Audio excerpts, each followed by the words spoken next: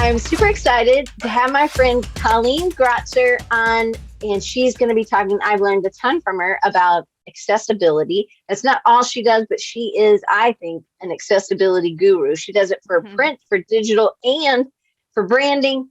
And we're going to be focusing on web stuff today. So digital things. And really, it kind of blew my mind when I realized all the things that I should have been doing earlier to make sure that I was doing this correctly. I met Colleen through the pro group, and she was a speaker at camp last year. And I am taking her web accessibility class. And I have a link. I hope you guys will join me. But she also has a branding class. And you're like, I don't need that. But we are going to bust some myths today, I hope. And we're going to get some pet peeves. I'm telling you, Colleen gets her panties in a wad pretty quick because I love it though. She's passionate.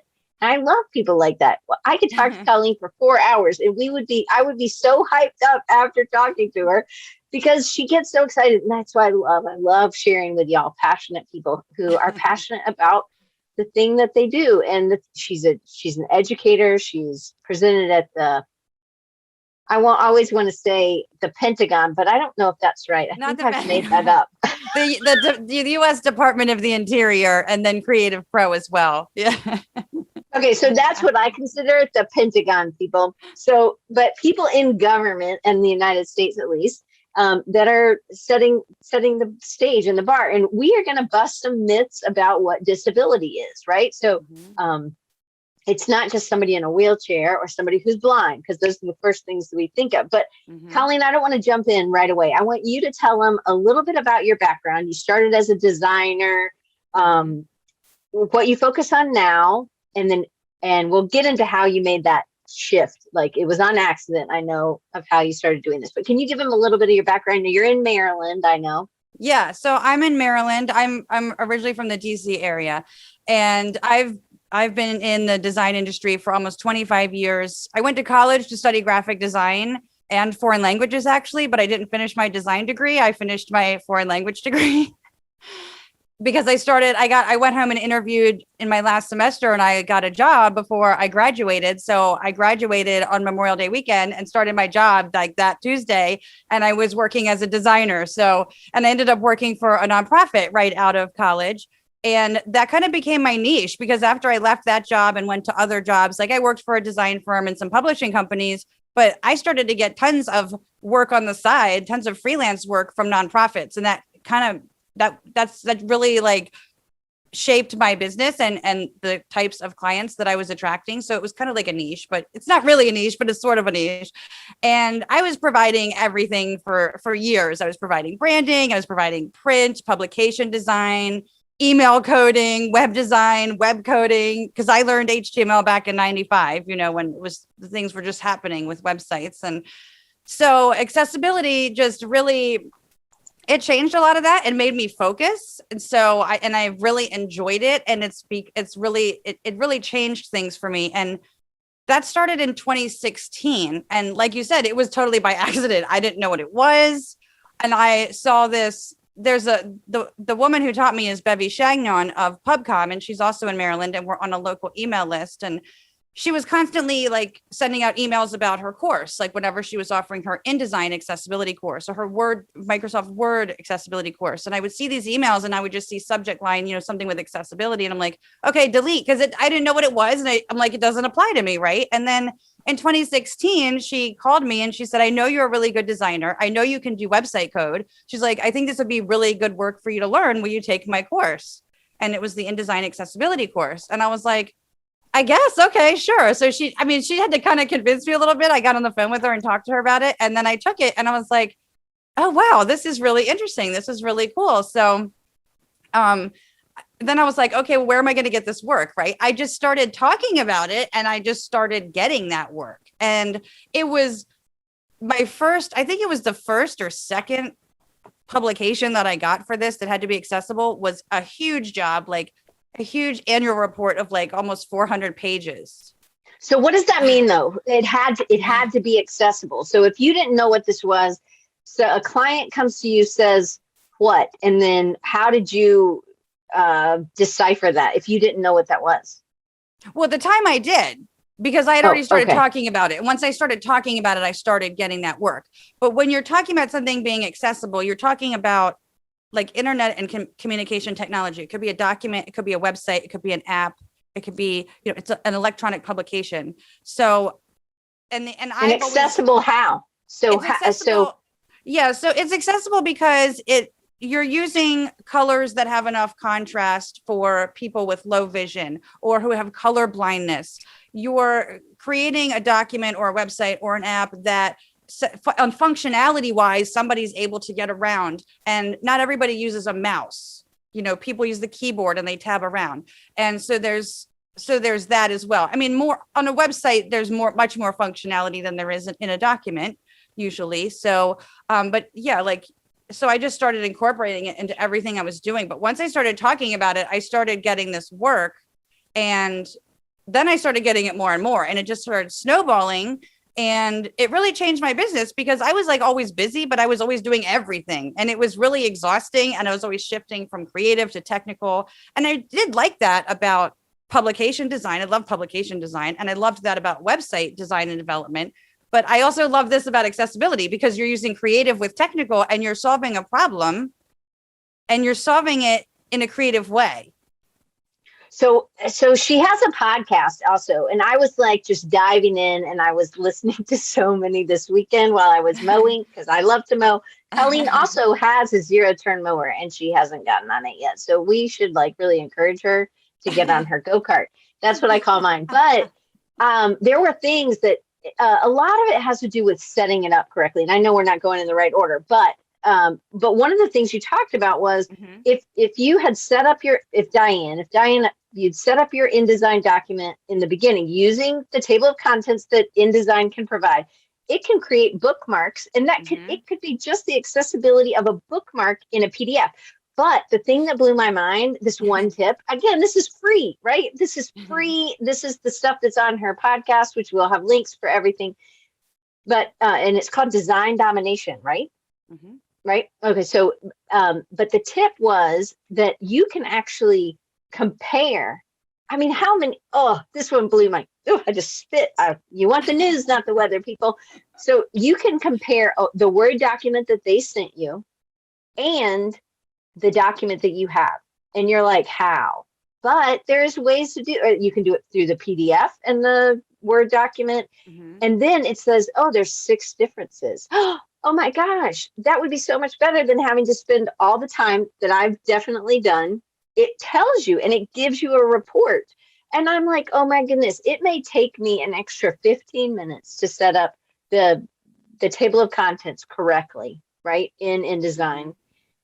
And I may think, I'll just do it by hand, but it's saving me from not having to go look through all the pages at the end, but also in that document that I can just say, is this document the same as this document? That was like a mind blown to me. And is this what you were talking about? Did you have a podcast back then where you were talking about this stuff, or where were you talking about when you said I started talking about it? Was it just with people in Maryland? Was it?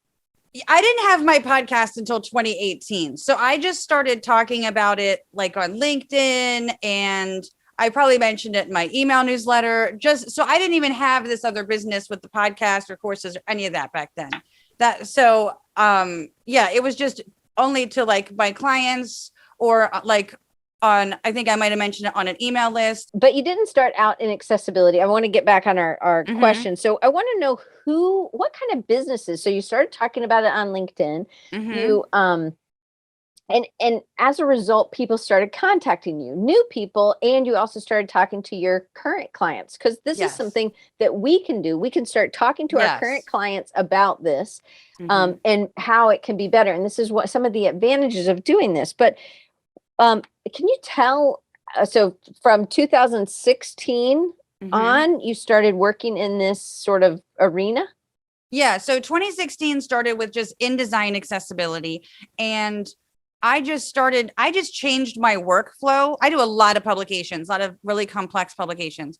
And I just changed my workflow to start integrating accessibility. Now, if somebody doesn't need accessibility, I don't necessarily go and put alt text on every single image.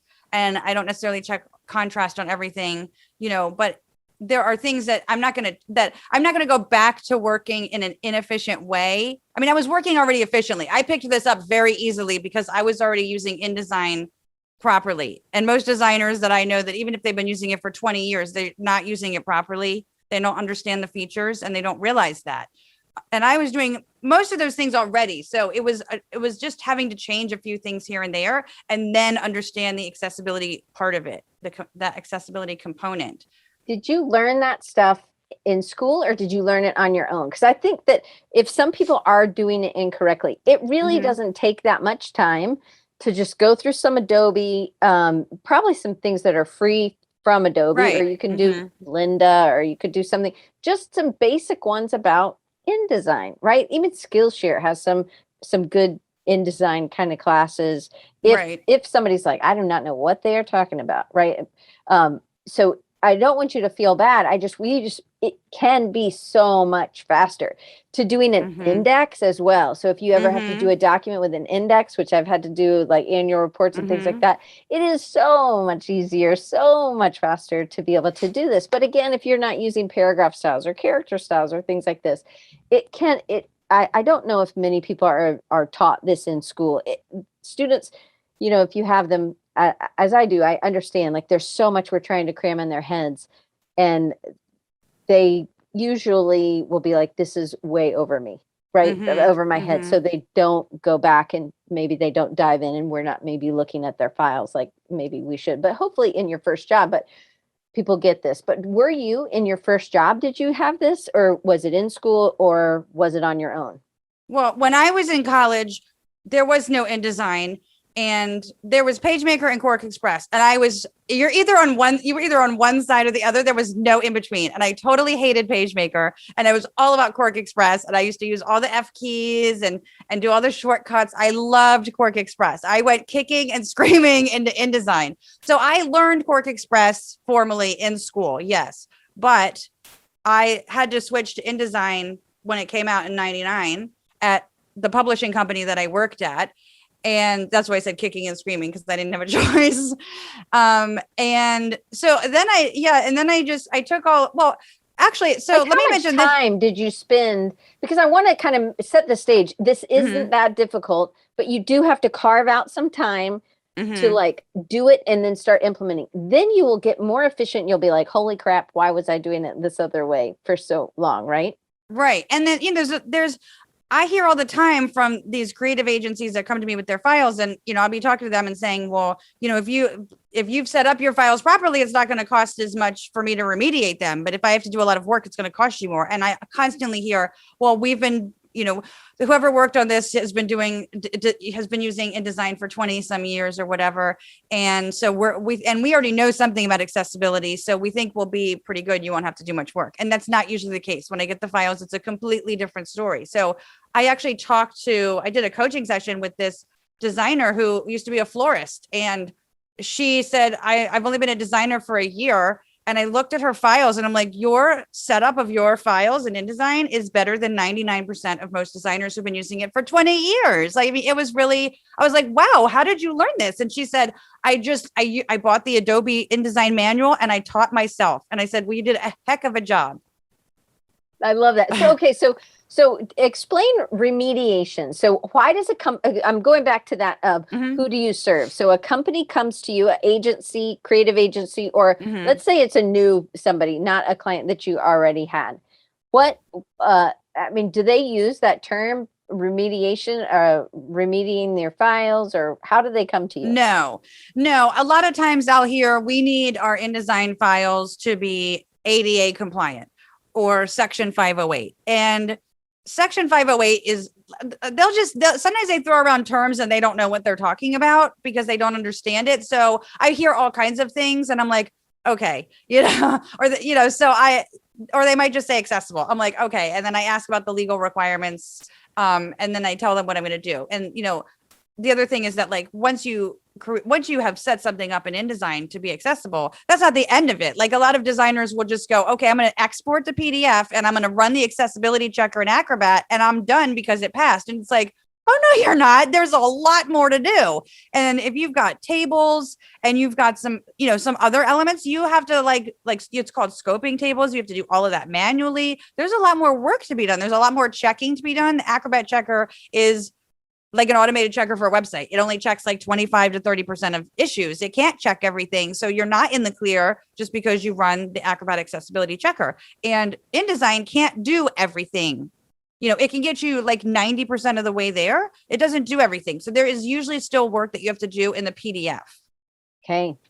So that's good information to know. Okay. So people, creative agencies come to you. They're just throwing out these terms that somebody else, if people don't know, ADA has levels of compliance, right? There are different levels. And that's what you asked about, the legal ramifications, what legally they need to be, right? Am I just making that up? Well, okay. So Section 508 in the US is the federal law, and it applies to the government and it applies to any contractors of the government. And then ADA, it usually applies to the private sector. Okay. So those are the laws that say anything that you create has to be accessible if you fall into these categories, right? And they don't tell you how to be compliant. The Web Content Accessibility Guidelines, also called WCAG for short, those tell you, and those have the 3 levels of conformance, which are A, AA, and AAA. And most people just have to comply to the middle, which is AA. Like A is like nothing. It's like not even worth doing. It's like, well, it's not worth doing, but doing AA doesn't mean that something is going to be fully accessible either. But AAA is very rare of a request, and it's very it's much stricter. But yeah, so the laws will tell you who has to comply, and they usually refer to WCAG 2.0 AA. Going back to your business changed as you started learning this, as you started talking about it. Again, did you ever feel like you're like, I'm a broken record? Or were you just so excited and you were sharing this and it was like, this is awesome? Because I think that we get tired of hearing the cool things that we're learning or we see.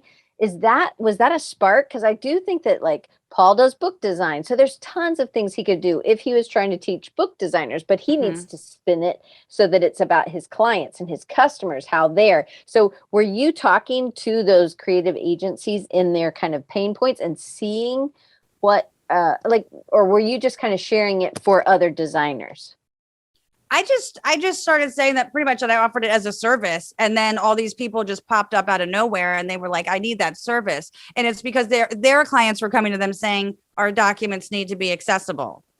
So that's pretty much how it was. But I was still doing websites at the time too. So not just publications. So I took all of that information that I learned, because the accessibility guidelines apply to anything, like they apply to like a digital document, they apply to a website or an app. So I took what I learned and I did a lot of research for a very long time, and I continued to build websites and incorporate accessibility into them. And I learned something from all these different sites that I worked on, and I learned from other professionals in the field that I consulted with.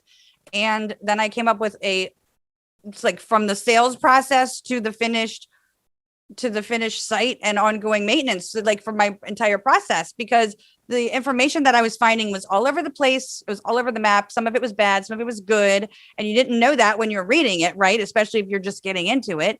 And looking at the WCAG guidelines, like a lot of my students will say, like, my eyes glaze over. It's like, right. Cause it's like, you read them and a lot of them are confusing or they're ambiguous and some of them are contradictory. So I was like, and this is not how I would sit down and build a website, and this is not how I would sit down and build an accessible document looking at these guidelines. It's not intuitive at all to me. It doesn't have a flow that I would use, right? So I just came up with my own processes for these things so that it made sense of like, okay, now at this stage, I'm going to do this, I'm going to do this, I'm going to do this, I'm going to do this. And so that's what I did. So you were still practicing as a designer doing web and doing print things. And then you just started adding this on because you saw this as a need and you started talking about it. So that should tell all of us that we need to start talking about the problems that we see. We need to talk about it in a way that our customers would be able to would be like, oh my gosh, we need this, right? And having some of those terms that are typically coming up. Okay, so it sounds like it could have been sort of a slow kind of overlap as you were doing it and you were getting more, was it like, oh my goodness, you started getting inundated, or was it like a 2-year kind of shift in your business? I'd say the first year there, I was still doing design work that had nothing to do with accessibility, but it started building from there. And then it's funny because once I started my podcast in 2018, I didn't think designers, I wasn't going to mention anything about accessibility to designers at first. And somebody said something to me and they're like, you have a course. Why aren't you telling like your Facebook group about it? Why aren't you telling your podcast audience about it? And I'm like, because I know how difficult it is to get designers into this. They don't understand. I didn't understand it. I figured they're going to have the same reaction. I mean, I know that's how it goes. So at first I was like, not going to do that. So it's funny that I started talking about it more, but I was also talking about it too, prior to that, in different Facebook groups online, different like web communities that I'm a part of. And people just started contacting me from all over the world. Hey, I need an accessible website. I need you to help me. I'm like, oh, okay. I mean, so it's like everybody was just, I mean, I've never really gone in search of clients, but people were just coming to me constantly. And then when I started talking about it on the podcast, then I had designers in my audience coming to me for either accessible websites, like to help them, or to help them with their InDesign documents. So it was kind of funny. I love that. Okay. So as a result of being in communities, being, sharing things when somebody said something, being involved, it wasn't like you were just going, and maybe you're posting, but again, you're doing this in a helpful way because I've seen you online, so I know. So, but I want to talk about some of the common myths. So we talked about some the other day, right? So common myths of accessibility. One, you've already covered. Oh, I ran it through the PDF thing for digital.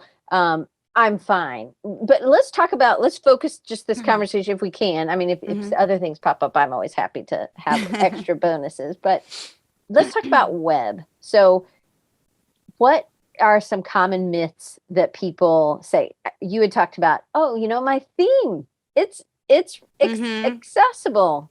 Right. So a lot of times I'll see, because I'm looking at the questions that people ask in Facebook groups a lot, and I get tagged in like almost any of them that say accessibility. So I'm always like right there. So yeah, I see a lot of people say, well, I use an accessible theme, so my site's accessible. And it's like, well, first off, just because you go into the WordPress repository and choose an accessibility ready theme does not make it 100% accessible. And I've seen tons of issues, like major accessibility barriers in some of these accessibility ready ones, accessibility ready ones. And the theme also doesn't do anything for your page content, like your text, your images, any audio and video. It doesn't do anything for that. And it's not going to do anything for the documents on your website. And a lot of developers and web designers forget, or they don't know, I should say forget, they don't know that just because you're building an accessible website, you should also be making sure that those documents on that website are accessible. I love that. That was one. Yeah, that's a whole, like, say you have a downloadable PDF for people who are coming. It's the 5 things you can do to blank, right? But that document is not accessible. Right. So somebody who might be using a screen reader could open that document. There's no tags in it. And because they need tags are the functionality, the underlying functionality for accessibility in the PDF. And if there's no tags in it, like they have nothing to go by, like they can't access your content. Yeah. Okay. So I love that. So what, we also talked about, I know I have tons of these myths. I know. So you talked about, one thing that really got you worked up was overlays. Do you want to give them a little, I know you have an episode on that too. So, oh yes, I have a whole episode, a whole rant about that. And I just put out a short video today ranting too. Yeah. So overlays web accessibility overlays, that means that, well, the people that make these overlays, the companies that make them, they say, okay, we're going to make your site Section 508 compliant, or WCAG 2.1 AA compliant, or ADA compliant, or whatever. And it's all you have to do is install this line of JavaScript and put it on your site, right? And then poof, your site is accessible, except it's not. And if you go to their own websites and you go to the websites of the companies using them, because they put out there the logos of the companies that use their overlay, you can see accessibility errors all over them. And you can run the automated checker and find those errors. I mean, there's other errors that you find if you do a manual check, but there's errors on there all the time. And so those own sites are proof that they don't work. But it's like a pyramid scheme. Oh my God, it's awful. It's snake oil. And everybody in this accessibility industry, it's been crazy. It's been a lot of drama. Let's put it that way. I like the snake oil reference. Like, oh, you just put this on and you'll be healed, right? Right. Like, yeah. Right. And so a lot of web designers and developers will resell overlays as a service, like for ongoing compliance. And I keep seeing this in Facebook groups, and I'm like, you have no idea what you just got yourself into. Because the other thing is, like, the terms of service, they don't protect you and they don't protect your client. They protect themselves. And sometimes some of them say that you have to have a perfectly coded, validated site for them to work. But who cares? That's besides the point, because an overlay is still an automated tool, and overlays, any kind of automated tool, is not going to be able to check for 25% to 30% of issues. I mean, there are automated checkers out there that will check for less than that, and there's some that will check for more, but that's a general number. And so there's a lot of manual checking that has to be done for the 75 to 80% of the rest of the issues and no automated checker is going to find, Right. So, and some of the sites that have used overlays are involved in lawsuits from what I've seen on some legal blogs. So, but the biggest thing is that the overlays are lipstick on a pig. They're not addressing the underlying code. That's the issue. The issue is the code, at least with the structure of the site, not the content necessarily, but the structure. So they're not doing anything for that. So let's talk about automated checkers, and then I want to talk about, really, maybe we have some misconceptions on what disability is, right? So, or a disability, because sometimes a disability could be just a short-term disability, like what happened to my eye last year. So let's talk about automated checkers. There's a few things that you can do, and they will run through and they'll give you a grade, right? Is that kind of what you're talking about? Well, there might be some that give a grade. So there's Wave, which you can install as a browser extension, like in Chrome or something. But you can also go to the Wave site and put in like a page, a URL, and it will check it. There's others that are like an app. Okay, it's okay. He's just so excited about that. Oh my God, everything is going on in this podcast today.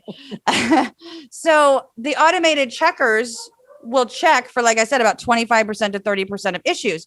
But a lot of web designers and developers will run an automated checker after they've built a site, and they'll say, okay, great, I passed the Wave checker, I passed the Axe checker, whatever one they're using. And they're like, great, so the site's accessible. And it's like, no, not at all. Not at all. And I mean, I do website audits, and I can tell you that on a site I audited, there were probably, I think there were only, like, other than contrast errors, I think there were only 2 other errors that were found by automated checkers. And my report it was like 1 issue per page. And and there were some, intro pages.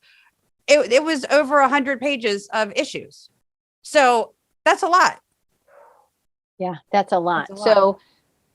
So really, an automated checker might be a good start, but it's not where you need to be. And the other thing is, it's not done at the end. So you talk about this in your branding workshop or your course as well, because really you need to do branding. It's totally fine. You need to do branding, accessibility from the beginning. You need to do web accessibility from the beginning. When do you say, you know what, it's worth it for the look, because the audience is whatever. Maybe you never do that, but why? Like, I know that, like, if you have a carousel, those are poor accessibility.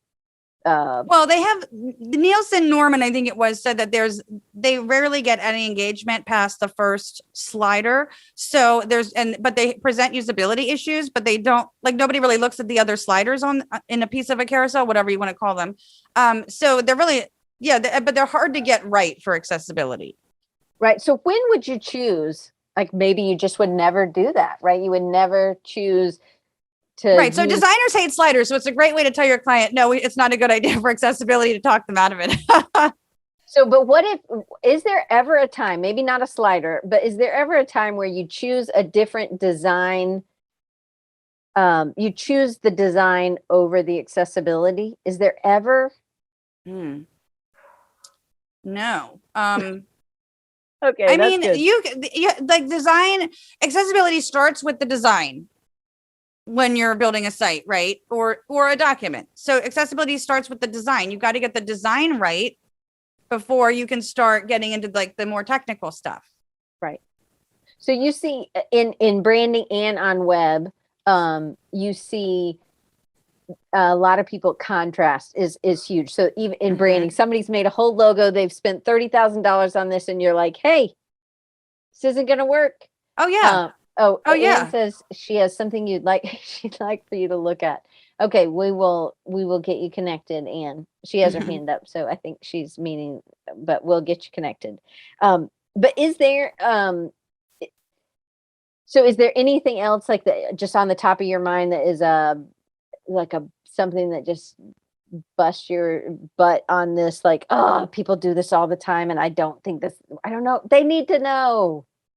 Well, yeah, I mean, and this is kind of like myths and misconceptions too, but a lot of designers, they think that accessibility is ugly. So they think if they make something accessible, it's going to be unattractive. And a lot of websites are ugly and a lot of documents are ugly, but they're not ugly because they're accessible. You know, it's just how they were designed. And when you have something that's accessible, it can look good, but it's also going to work better. And when it works better, it's going to get better results for whoever your client is. And it's going to help somebody read it, and it's going to help that information get conveyed, whether it's a document or a website. So it has nothing to do with how attractive it is. And then a lot of designers also say, well, accessibility means designing with only dark colors. But if you it's I can barking at barely thunder. What? Okay. I can barely hear your dog. Oh, okay. It's because there's thunder, so they're barking. Yeah, but your mic's so good that okay, good. You can't really hear it. I mean, I wish these earbuds worked better so I didn't have to hear it. So accessibility does not mean designing with only dark colors. Because if you only designed with dark colors, then you wouldn't have accessible color combinations, because it all depends on how they're used together. And I actually had a client once when I was designing an email, and they're like, okay, well, we're not going to, we're not going to get full into accessibility with it, but we would like to have at least the design be accessible. And I was like, okay, fine. So we did that. And then we designed it. And then I sent off a proof. And then the client had asked me something. And I said, well, we're working with the colors you gave us. So we either have to like modify them, how they're used together, like lighten or darken some of them, or use a different color. And so she was fine with it. But then she goes, well, I didn't think that you could use any light colors. And so I didn't send you all the colors in the brand color palette. And I was like, why did you make that decision if you don't know? Yeah. So like you have me and Amy love your background, one because it's very close to Auburn colors. So War Eagle, Amy's here. She went to Auburn too. But so having good contrast. Oh, and Hannah too. I'm sorry, Hannah. We all went to Auburn. But having that good contrast is really important. But it's also, I mean, having like really light gray text on white, it's really difficult to read. There's an app that I'm using, and it's really, I'm in the beta, so I keep like giving them feedback. I'm like, this is too small. If you want me to do this in the morning without my glasses on, or even with my glasses on, this is the first thing. I need dark type. Can you just make the type dark, like more contrast? But I want to bring up some of the misconceptions about what is maybe a disability or who might need accessibility, because that may be something that we might not be thinking about, because it's not always all the time, right? It could be I've broken my arm and I can't use the mouse anymore. Right. It could be I had a part of my vision was blocked for about 6 months, and my vision was distorted, and that could be a accessibility issue. What are some other ones that maybe we're not thinking about? It's not just blind people and deaf people, right? Like you think, oh, well, a deaf person can get through your site, no problem. But there might be video or audio, then you need to have closed captionings. There's other things. But what are some things that I have not mentioned? Because I'm sure there's lots I haven't mentioned. Right, because a lot of times I hear, oh, well, as we'll test after we build this accessible site, we'll test it with a screen reader, and if it works with a screen reader, we're good. Or we'll have a user who has blindness test it, and it's like users with blindness don't know what they're not they don't know what they're missing, right? So I mean, user testing is good, but I mean, there's a limitation to that. But yeah, so a lot of people focus on blindness, but that's only one type of visual disability. And I think it actually makes up the smallest portion of all visual disabilities, because you've got color blindness, you've got macular degeneration, you've got cataract, diabetic retinopathy, and glaucoma, right? And then you've also got cognitive, learning, and neurological disabilities like autism, ADHD, Down syndrome, dyslexia, and epilepsy, right? And then you've got full or partial hearing loss. You've also got motor disabilities like MS. And again, temporary disabilities, broken wrist or arm. Like what if you fall off a ladder, fall off your skateboard or your rollerblades, you have a car accident, maybe you can't use a mouse. So what do you do, right? I mean, it's like, how would you feel if you had to start using a website with the keyboard or a screen reader because you can't use the mouse now? Yeah. That is such a great point. So that's and also I think about what about if you're using it on a tablet? I know my mom's here. She only really uses her tablet. She doesn't have a computer. Not that we wouldn't buy her one. She just uses her tablet. But is that also in that we should be testing for how people, I know I've gotten, I have a checker on my site. It's probably automated, so I probably need to rethink this, but it says some of my buttons are too close. And I thought, oh, wow, that's another. So sometimes I have buttons that are right on top of each other. It's saying I need more padding in between, or maybe I need more padding to the left and the right. And I think those are things that we might not understand, but those are things that, these are things that we need to do as we're designing, because somebody's finger, my mom's finger or my thing might be too small or something. You know what I mean? Right. So those are good usability points to think about when you're designing something. And accessibility is awesome for usability, because there's a saying that accessibility is essential for some, but it helps everyone. It's good for all. So it is. And it's also, so one of the basic things, I think, when I first started understanding SEO or accessibility or anything, was just like alt tags, right? So it's you describing alt text. Sorry, alt text. I'm sorry. But I think of it as like meta tags. Those are two different things. Nobody even cares about meta tags anymore, right? That I thought it was just like, just put the same thing in on all of them.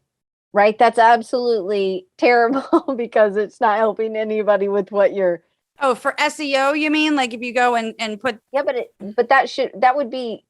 might be okay SEO wise, but it doesn't help the person reading the thing.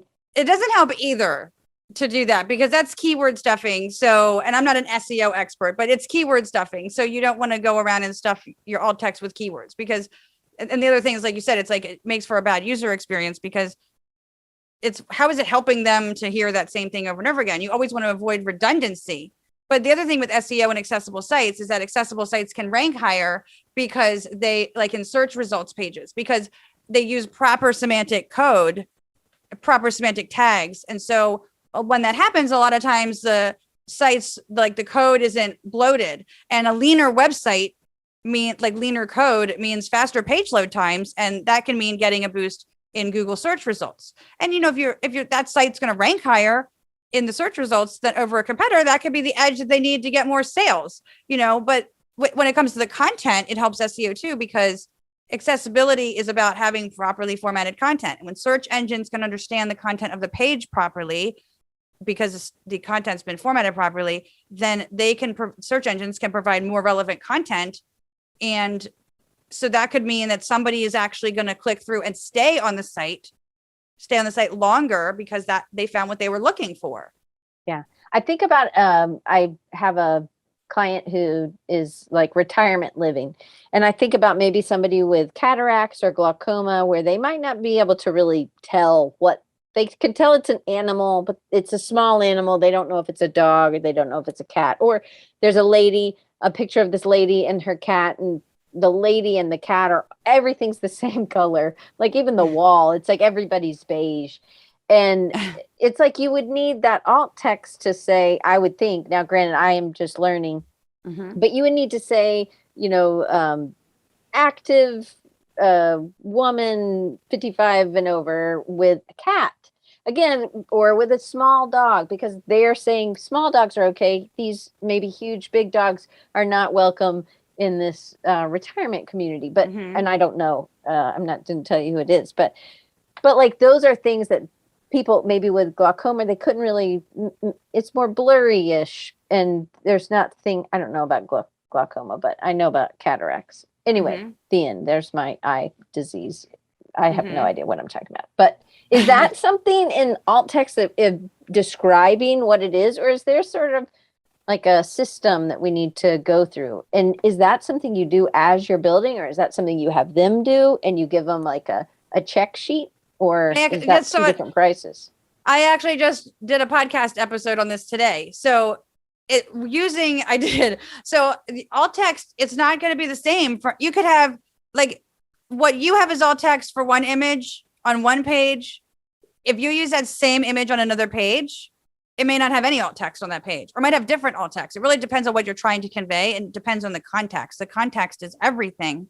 So that's going to also tell you like how much detail you have to go into as well in that image, So you wouldn't use the exact same image? Because I thought if I'm putting an insert image, it's the same image. I would load it twice then, so it had different alt text for each page.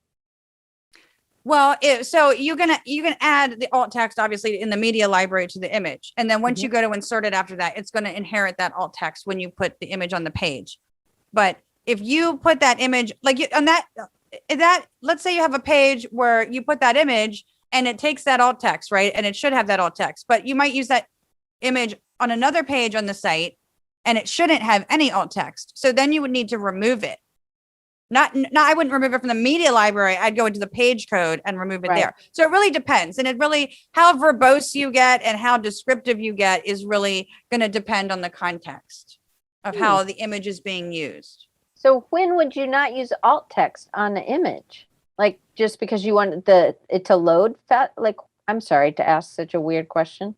No, that's a good question. You don't use alt text. Like a lot of designers will either not use alt text on anything, or they'll put it on too much. They'll put it on everything. And you don't want to put alt text on something decorative, because that becomes a distraction to the user of a screen reader, because they are now hearing about images that are like for fluff. They're like decorative images, right? They don't need to know about them. They just want to get the content. They don't want to know that decorative border is, blue and swirly or whatever, you know what I'm saying? So. Okay. I love that. Okay. So is there, we've kind of gone over some, I realize what time it is now, and does accessibility, I know you're not an SEO expert, but does accessibility help SEO? Yes. So what I mentioned a moment ago about that is that it can, because you're using proper semantic tags when you're building the site, that's going to help search engines understand the content of the page. So that can help where that page ranks in the search results, but it also can help with the leaner page code. There's not all this filler code. You're using proper tags to do things. You're not, doing a bunch of workarounds and adding extra code. So you're using semantic tags. So what you have leaner code, and that means the site will be faster. And then that can get a boost from Google in the search results. Okay. So why is this best to bring this to your client's attention? And what's that conversation look like? Well, I think people should bring it up even if they don't know how to implement accessibility, because clients are hiring you to be the expert. And when you don't bring it up and they do, it does a couple of things. And one is that it puts you in the order taker position. You're supposed to be the expert. They shouldn't be asking you for something that you should already be bringing up. And then they'll wonder why you didn't bring it up. And that doesn't make you look good. I don't want to throw anybody under the bus when I get InDesign files from a designer that didn't know how to use InDesign properly, and it's like the clients are revisiting the design process again. It's costing them time and money to do that, and you're probably already advising them about SEO maybe, or SSL and privacy policies. And when you don't build an accessible website, you might as well tell your client, well, hey, I'm going to build you a website, but it's only going to reach 80% of people. So is that okay with you? And what happens if you build them a site and then they get sued? They're going to come after you and they're going to go, why the heck didn't you mention this at all? So putting your head in the sand and trying to ignore it is not going to help anybody. And I know several people that's happened to. So you have to think of accessibility as it's not an add-on. It's part of building a website the right way. That is a lot of it. And like, just like you don't use tables anymore for layout, right? And so you shouldn't use like divs everywhere for certain parts of the website. So it makes you a better coder. Yeah. We are getting a really bad storm here. And I probably need to get off here in a minute. There's a lot of lightning and rain. It's really bad. Okay. Well, I will let you go. I want to make sure that I tell people, Colleen, we'll have to have you back to get the rest of these. Yes. But you guys can go to, you can join me in her course and academy.creative-boost.com. Creative Boost. I'm going to put all of these links and you can follow her in 3 different places. Instagram design.domination, Facebook Creative Boost Co, and LinkedIn Gratzer. I feel like I'm saying your last name wrong. It's correct what you said. Gratzer Graphics. I listened to your podcast so many times. I was like, I'm going to say it right. I'm going to say it right. I'm going to say it right. So I'm going to put that in. And so you guys can check it out. I think some of them didn't come in as links because they're on links. If you go to Recharging You here on this, it'll be even easier. They are all here as well. So you can check it out. All those links are there, plus the rest of the questions. So I will let you go. I see the lightning. I see it's going. It's bad, and I'm terrified because I've had lightning come through a window at me before. So yeah, I'm terrified. Okay. Well, we don't want that to happen. Colleen, thank you so much. Sorry for all the tech issues. We'll have you back on and we'll finish this conversation. Thank you. I'd love to do that. Yeah. Thanks for attending, everyone. I appreciate it.